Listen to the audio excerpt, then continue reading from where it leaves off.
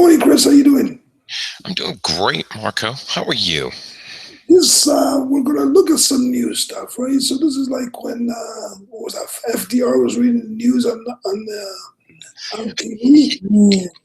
Yeah, reading the comics during the newspaper strike for the kids. Not that I remember. No. My great-grandfather told me about that. So the first thing in the news that I'm looking at here, it says, 2 Georgia fraternity brothers create Yik Yak, a controversial app. This isn't the Oklahoma fraternity brothers who did the whole racial thing. That's something different. Okay, I got it. I'm sorry. Maybe same fraternity. I'm not sure. Yeah, okay. Could be. Yeah, could be. Just send you. Here's the link so you have it. Got it. Thank you. So, there you go. Right. So the whole thing around Yik Yak is that it allows you to post anonymous messages to anyone within 1.5 mile radius. How does a mile and a half? Right? A mile and a half. Yeah, 1.5 mile. That might be working well in San Francisco. Yeah.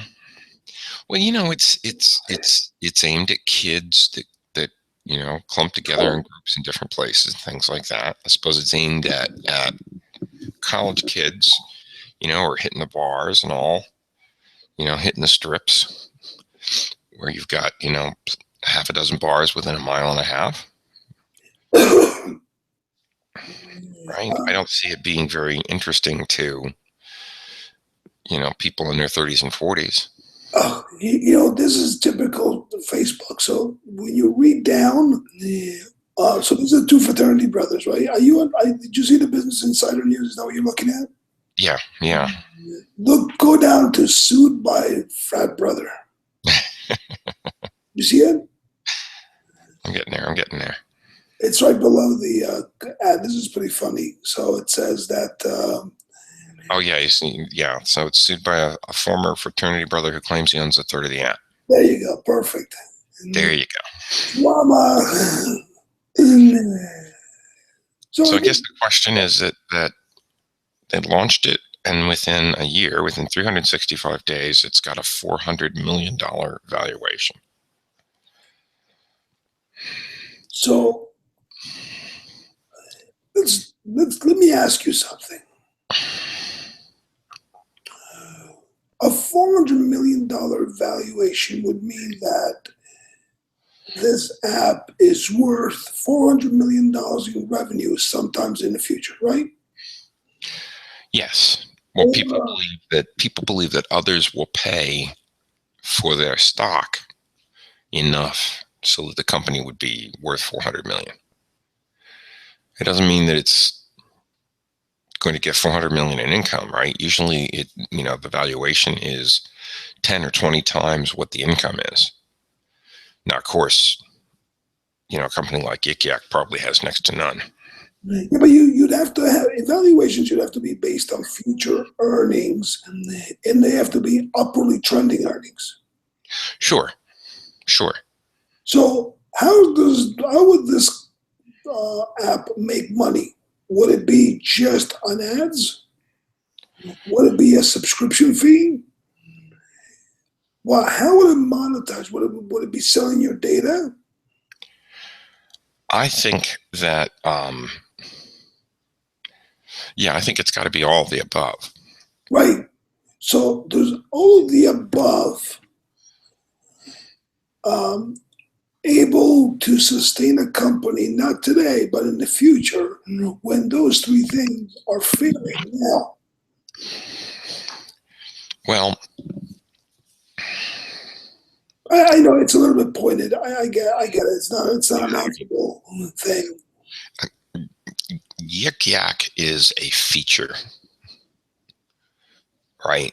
It could be a feature of Twitter. It could be a feature of Facebook.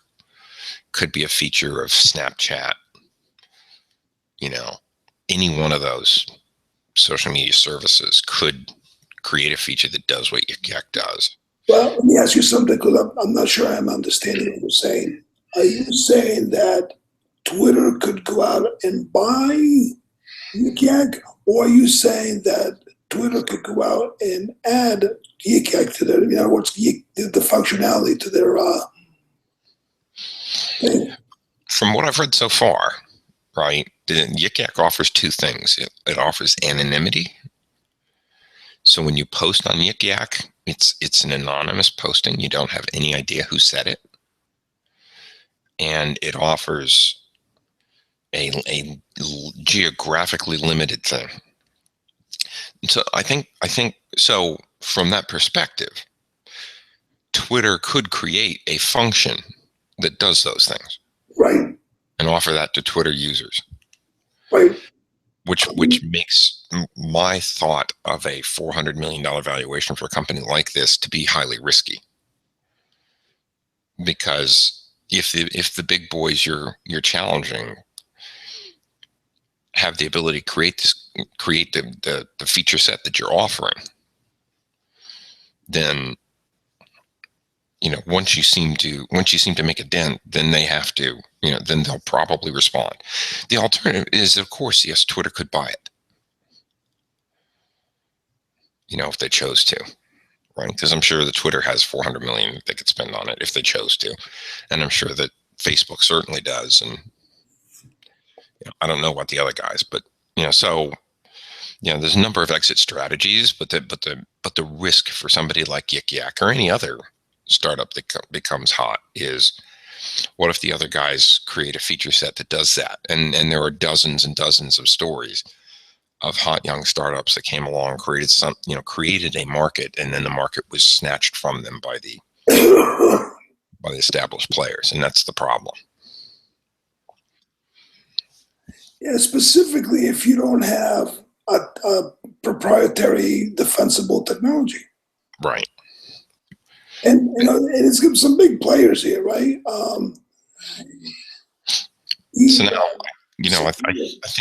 I think so that the audience can understand Yik Yak's attractiveness and its velocity, right? Is the article opens with a story about a high school, Woodward Academy in Atlanta, that students learned about Yik Yak during the first period. And by lunchtime, the school made an announcement that anyone caught with Yik Yak on their phones would receive automatic detention. And the reason was that students were using the app to bully their peers anonymously. And, at the end of the day, she says that, thousands and thousands of Yik Yaks had been posted by students in the school. So it became, a thing that everybody had to have on their phones and flash through the school in a day. So that kind of virality, that kind of interest is very interesting to, everybody in social media. So that's where you get the 400 million, is this thing is really hot. But I do think, that it's got a big risk, because it's certainly possible that Facebook, Twitter, anybody could come along and create a feature set that would match what it does. Sequoia led a round of financing of $62 million for them. Right. That's just crazy. But, just as you said, it's the end is near. Yeah, it could be that we're in some sort of a .com bubble that could collapse. For my stock in my company, I hope that's not true, or I hope it takes long enough for me to find an exit. But it's possible. It's certainly possible. On the other hand, if you remember, a decade or more ago, everybody was saying Amazon can't make a profit. So what's wrong with Amazon? And how in God's name could you possibly invest in a company that is designed to sell books? Right, but Amazon has never made a profit. Still? They had one quarter that they made money, and then the next quarter they lost money. And I'm wondering if that quarter was something going on there. It was really interesting. It was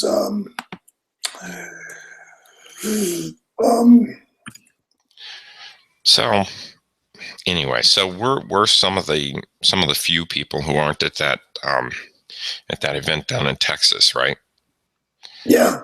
South by Southwest. And is this the week for music or is this the week for tech?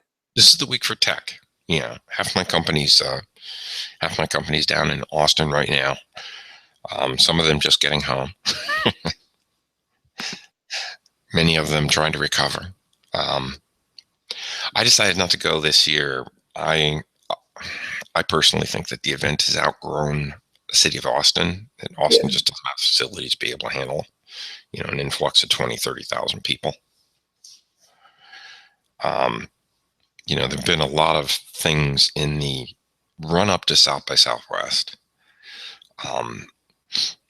McDonald's has a large venue where they're giving out free food, and they're asking up and coming indie bands to play there. And one of the bands that they asked wrote a blog that went viral surrounding the fact that McDonald's had asked them to play for free. McDonald's had asked them to play in exchange for the ability that they would get as being a band featured by McDonald's. So they give them some Big Macs. Right. Yeah. Well, they did offer them free food. That was in the blog post. Forever? No. Although that's of questionable value. There was a movie about that. Anyway, let's so you have to be careful about what you're doing with promotion around something like South by Southwest, because it still has a lot of the, going against the mainstream indie kind of feeling to it, even though it's very much a corporate promoted event. There are tens of millions of dollars being spent by companies promoting themselves at South by. But the crowd at South by likes to think of themselves as a Burning Man, sort of a indie, against the stream, sort of little local thing. Yeah, I've never been to South by, although I used to live in Austin. Austin's an interesting town. I like Austin. Yeah, no, it is. It's a really neat place. Right. Sorry, let me adjust here. So the other thing in the news that I was looking at was, who's the big winner at South by this year? I think it's too early to say yet. South by is the event that created Twitter, or made Twitter, go big. Yeah. And so, or just send me. I just sent you the article from Rolling Stone where McDonald's decided to pay bands at South by Southwest as a result of the hullabaloo around the band, the pop duo Ex-Cops. They made headlines with their Facebook post and blog. So Ashton Kutcher is back in the news. Oh, what's he doing now? So Ashton Kutcher and Guy Oseary, Lunch Ventures successor to A-Grade Investments. So what does that mean? Well, I guess they're opening up their own venture capital firm. Yeah, their own VC firm, right? Good money in such high-flying tech startup as Uber, Airbnb, and Spotify. So let me ask you something. Why does everybody bring those three up every time?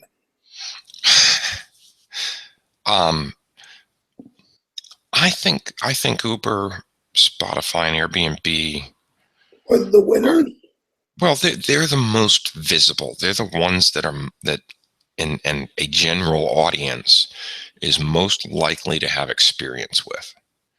If you grab, a dozen people off the street Have you ever used Uber? Have you ever used Airbnb? Have you ever used Spotify? You can't point to Pandora because many of them have used it, but it doesn't make any money. As opposed to Spotify? I think Spotify makes a little bit of money. I really don't know though. I'm not that familiar. So did you see that what's going on in California in Uber and Lyft? What's the new thing? I took an Uber the night before last home from the airport. Well, the interesting thing was there's a lawsuit going on in California for where Lyft and Uber have been named. Okay. And it's did you ever wonder why taxis don't just replicate Uber? Well, there's a couple of apps out there trying to, namely Flywheel. But go ahead. So it turns out that oops, excuse me a second. So it turns out that if you're Uber, sorry, this is how live this show is. It turns out that if you're Uber, if you're a taxi, and you have the medallion, the medallion, right? Right. The taxi and limo beeps. You can't have an app. One of the issue is that the taxi and limousine commission, you're forbidden to use an app. Well, I think it's a local thing. I think it depends on where you are. So I know I heard about it in California. California, the whole state, because it's one taxi and commission. So I don't mean to argue with you, sir, but there is an app that is designed as an Uber killer for taxis, and it's called Flywheel. Right, but it's not made by the taxi companies. No, you're right. I think it's beyond. It's just a competitor. It's just a competitor of Uber, right? So that's fine. But if you're a taxi company, you cannot have your own app. That's why the taxis are all up in arms. If you're a taxi or a limousine, you can't have your own app. Like we need, 212 or 777. Those are they cannot have their own app. It would break break their certification. Well, I can tell you that I'm really disappointed in Uber. I was in New York the last 2 weeks. I came home on Friday, and then the week before I came home on Thursday. And I took an Uber from my office in Midtown New York to JFK on both occasions. And on one occasion, the Uber cost me $109, and on Friday night, the Uber cost me $179. Oh, because of the weather. No, the weather was perfectly fine. Both occasions, it was just traffic and accidents, and took a long time to get there. But it was surge pricing, so it was like 1.9 and 2.3 or 2.4 or something like that. And I just can't. So the alternative there is that taxis have a flat rate of $65 from Midtown to the airport, and that's dictated by the Taxi and Limousine Commission. And Uber doesn't have to do that because they're not a medallion. The other thing is that in New York City, 3 years ago, a taxi medallion cost north of $1 million to buy a medallion. There was, the city limits the number of medallions it sells and all that kind of stuff. And also a medallion cost $1 million. I think the most recent price for a medallion was $300,000 or $250,000 or something. Oh, so it's gone down in price. Oh, they've dropped precipitously. Yeah. Huh. That's amazing to me. I've never had the surcharge issue with Uber. I use Uber to go to one place to another when I can't take the subway for some reason around the city. I don't have extensive usage of Uber. When I land in cities now, I just rent a car like Dallas City. But if I land in Cleveland or the B towns, I will just rent a car. Yeah, it depends on where I'm going, what I'm doing. But in Manhattan, it doesn't make any sense. I just Uber. You wouldn't do it in Uber. The advantages for Uber is that as early as last November, when I flew into San Francisco, you couldn't get an Uber at the airport. You could take an Uber to the airport, but from the airport, you could not. But you can now, and you can why? you can get an Uber at Newark Airport. I'm not certain if I can get an Uber at JFK. I haven't flown into JFK in a while. I keep flying into Newark and flying home from JFK. How would they know? The airport commission has to approve the company as an access to the airport providing services, and they hadn't done so for Uber. How would they know if you call an Uber? You say I'm at the gate number 6, and somebody shows up and pick you up, and they know it's an Uber. Because they can pull the Uber app and find out that they're serving.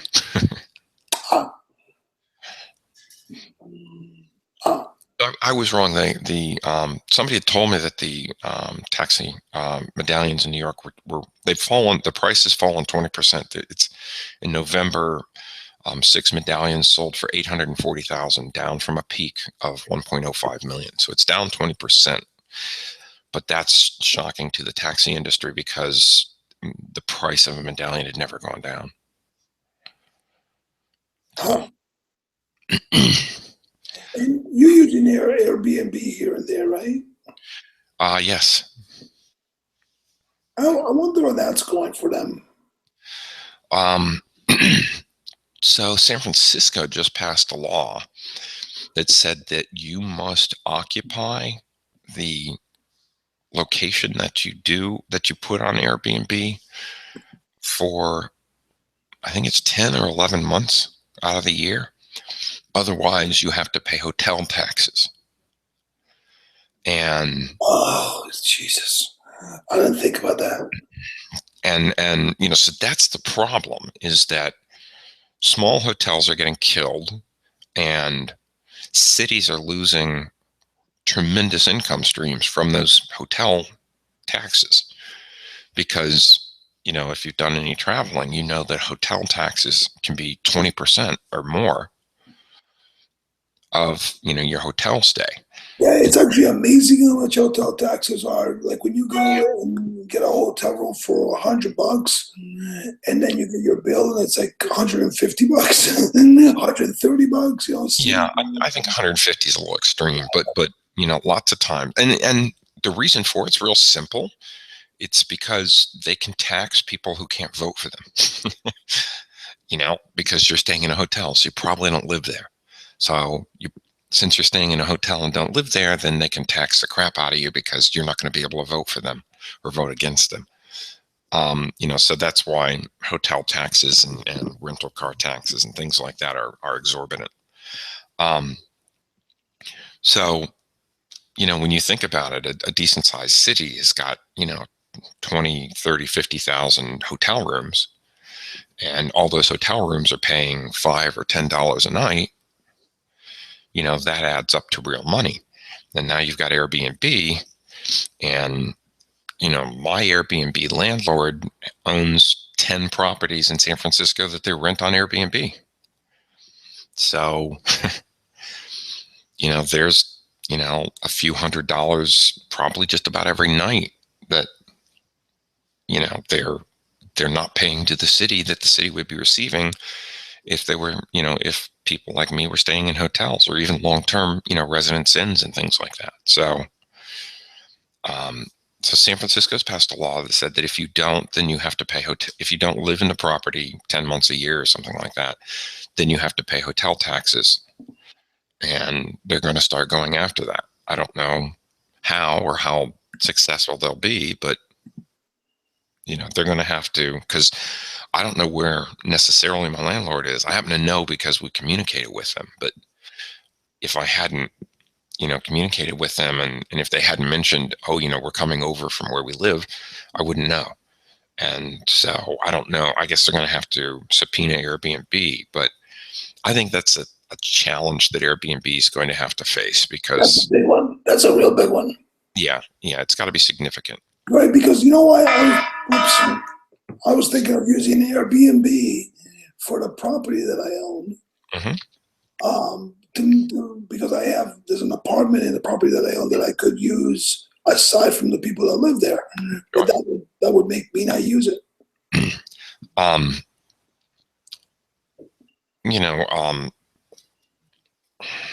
Interesting. I've lost train of thought. I was going to, but there's several services like Airbnb. Airbnb is probably the most successful.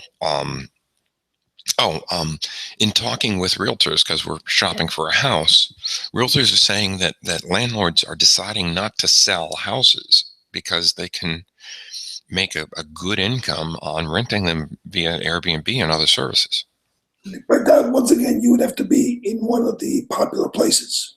Yeah, you have to be in some place that's got, some kind of pressure, but it depends on, it depends on where you're looking and all that kind of stuff. But I think that in many places, I would think, unless you're in, Western Wyoming, in most cities, I would think that it wouldn't be that hard to, put together a place. I mean, I've got a colleague who goes to New York every month and he stays in an Airbnb for a week, every time, and he tries different ones and things like that. And I've been giving that some consideration. I'm just not sure if I want to do that, or if I find hotel to be more convenient. But hotels, you don't have to worry about a lot of things, right? You get back to the meeting. It's the Airbnb. Do you have to bring your own sheets and stuff to the Airbnb and stuff like that? No. People provide all that. Okay. You're renting.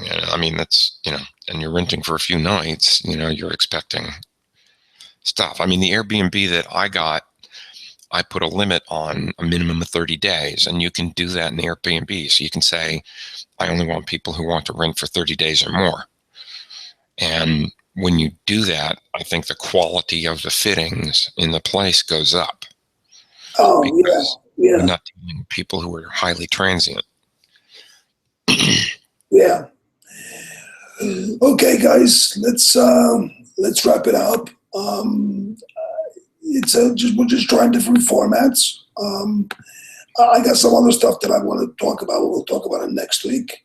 Yeah. I beg everybody adieu, or see you later. Thanks everybody for listening, and let us know what you want to hear. Yeah, absolutely. We'll talk to you next week. Thank you. Bye. Cheerio.